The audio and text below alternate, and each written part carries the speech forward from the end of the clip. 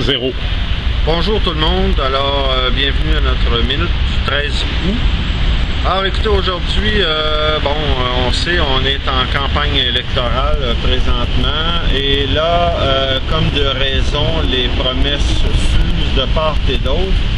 Alors, c'est ça, c'est une réflexion aujourd'hui que je fais avec vous, dans le sens que, écoutez, on a connu notre cher gouvernement Charest.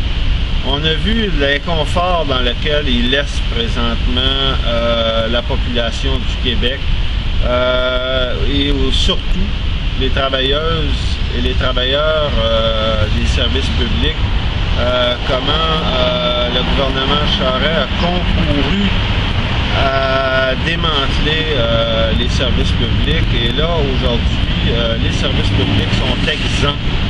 Autant en éducation qu'en santé, on n'a pas besoin de nous apprendre les conflits qui perdurent sous ce gouvernement-là. Aujourd'hui, on a les représentants de la CAQ, M. François Legault, avec M.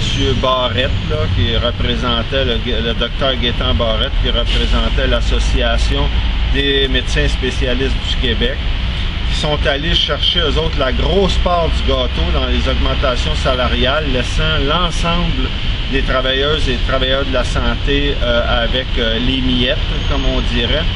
Alors donc, c'est ces gens-là qui prétendent vouloir, avec d'autres promesses, régler le problème, par exemple, de la santé.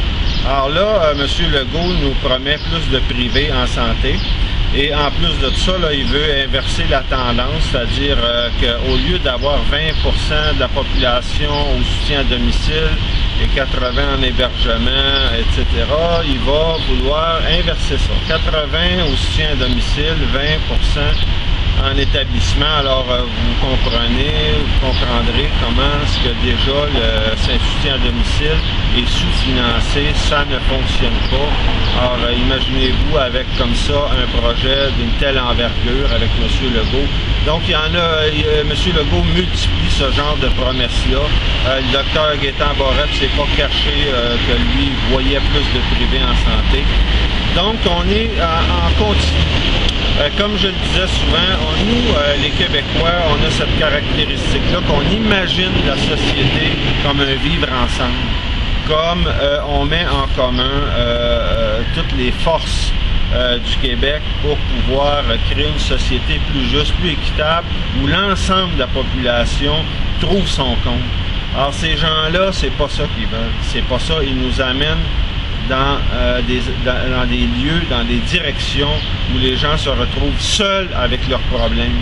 Alors c'est pas ça qu'on veut au Québec. Donc on nous invite, je vous invite à la prudence vis-à-vis de ça. On vous dira pas évidemment là, pour qui voter, là, on va pas jusqu'à là, mais bon.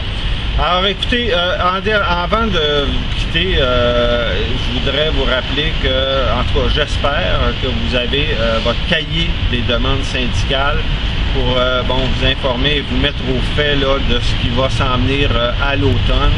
Donc je vous invite encore une fois à vous informer, soit via notre site web ou demander la brochure qu'on a préparée pour vous, le document écrit sur notre cahier de demande syndicale pour la prochaine négociation. Alors je vous remercie, à la prochaine.